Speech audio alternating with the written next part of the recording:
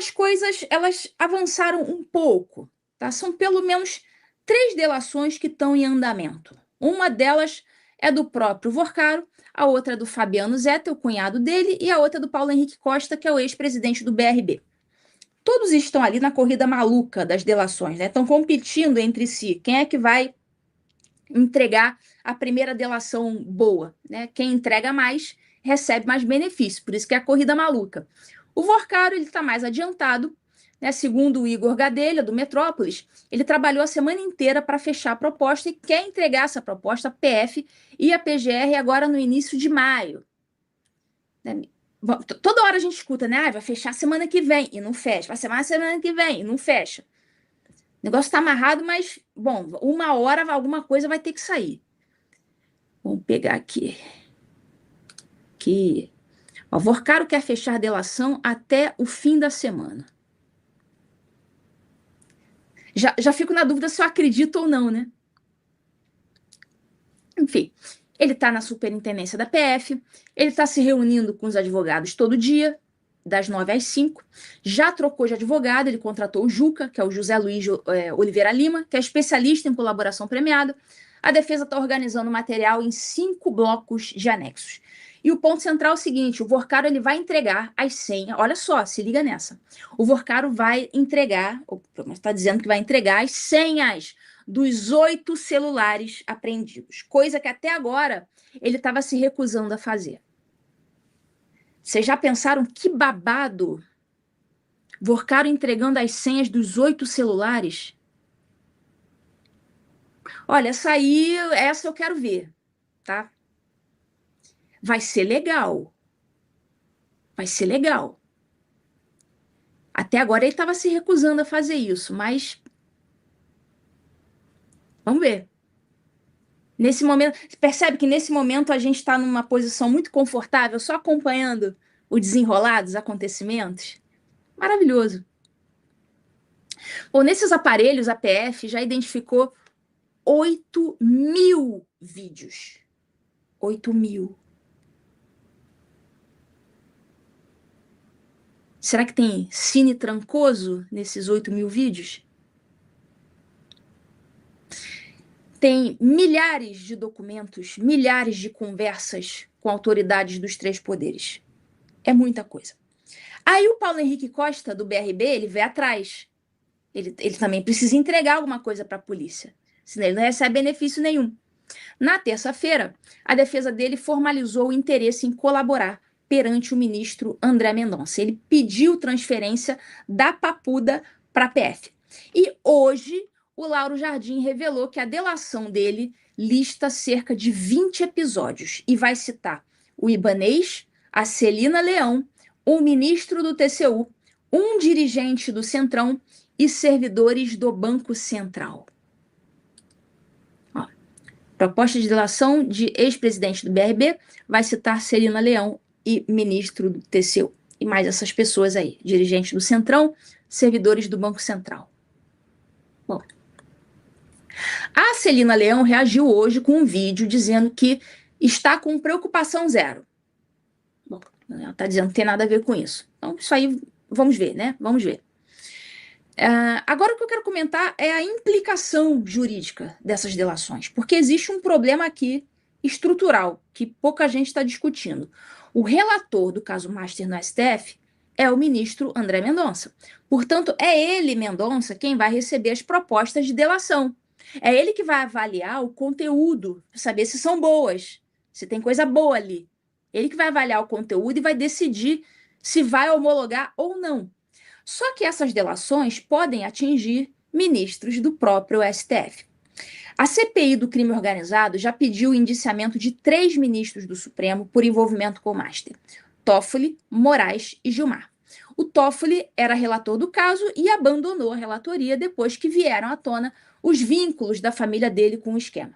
Já o Moraes tem aquele maldito contrato de 129 milhões...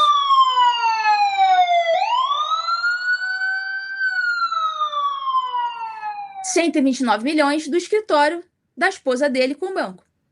Já o Gilmar anulou as quebras de sigilo para blindar o Toffoli. Então, pensa só na situação. O Vorcari e o Paulo Henrique vão entregar informações que podem atingir colegas de tribunal do ministro que precisam homologar a delação.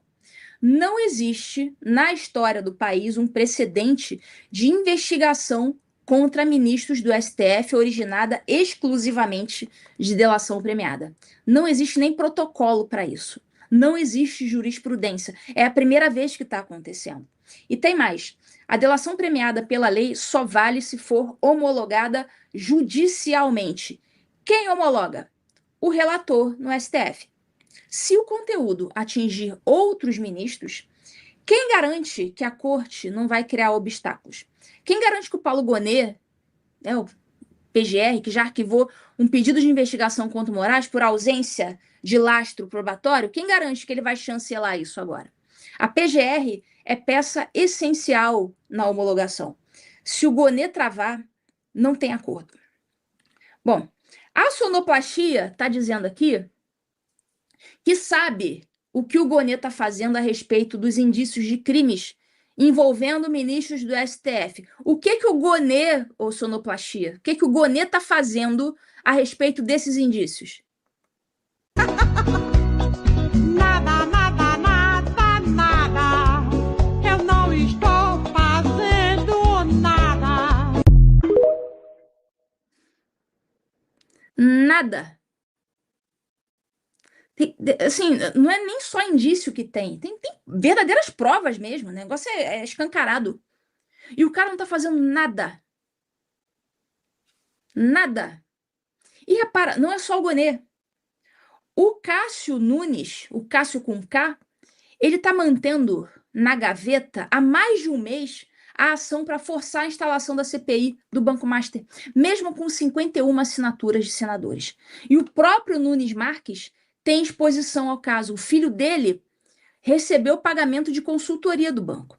Então você tem um ministro com conflito de interesses engavetando a CPI, um procurador-geral que já arquivou a investigação e uma corte que pode ser ao mesmo tempo juiz, juíza e parte interessada no desfecho. E um outro ponto importante aqui, as duas delações estão disputando relevância. Em colaboração premiada, pessoal, os benefícios são proporcionais à utilidade da informação que você está entregando. Se o Vorcari entregar tudo primeiro, o que o Paulo Henrique tiver para contar vai perder valor, vai perder relevância. E os benefícios que ele vai receber vão encolher. O Correio Brasiliense já noticiou que a delação do Vorcari pode frustrar os objetivos da defesa do Paulo Henrique Costa. Mas existe uma diferença qualitativa aqui. O Vorcari conhece o lado de quem comprou influência. Políticos, juízes, empresários que receberam dinheiro. Já o Paulo Henrique conhece o lado de quem abriu a porta do banco público. Ou seja, quem autorizou, quem sabia, quem mandou fechar os olhos. Então, assim, ambos têm coisas para entregar. Eu acho que ambos podem fazer, acho que um não vai anular o outro. Né? Se os dois forem homologados, o cruzamento desses dados que vão ser entregues pelo Vorcari e pelo Paulo Henrique Costa, esse cruzamento pode montar o quadro completo da coisa. Quem pagou, quem recebeu, quem permitiu. Certo? Vai ser legal. E para fechar aqui, eu acho que a gente está diante de um teste, assim, sem precedentes para o sistema de justiça brasileiro. A gente tem 3 delatores em potencial e 2 muito adiantados. A gente tem provas materiais em 8 celulares. A gente tem uma CPI com maioria no Senado sendo travada. E a gente tem a corte que deve julgar o caso com pelo menos 3 ministros apontados pela própria CPI como envolvidos. Então, o sistema foi desenhado para julgar os outros, não para julgar a si mesmo. E é exatamente isso que o caso Master está exigindo agora. Se eu tivesse que fazer uma aposta, eu diria que a postura do Senado é que vai determinar para onde as coisas vão. Então, os políticos eles podem fazer um cálculo. Quem sabe não é melhor sacrificar 2 ou 3 ministros da STF para manter o resto? Eles podem fazer essa conta. Certamente a pressão popular iria diminuir muito se o STF sofresse uma limpeza, né? Digamos, tirando os mais problemáticos dali.